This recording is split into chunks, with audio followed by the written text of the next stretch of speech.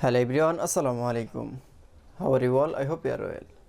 Welcome back to my channel in this new video.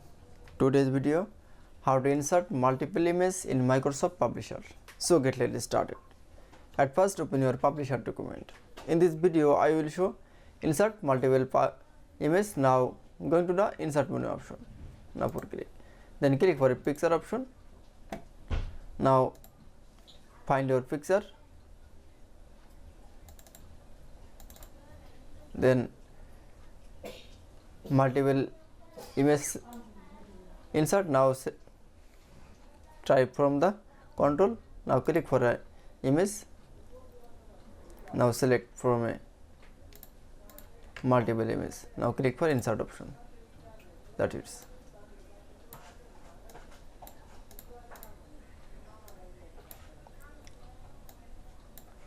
Now resize your image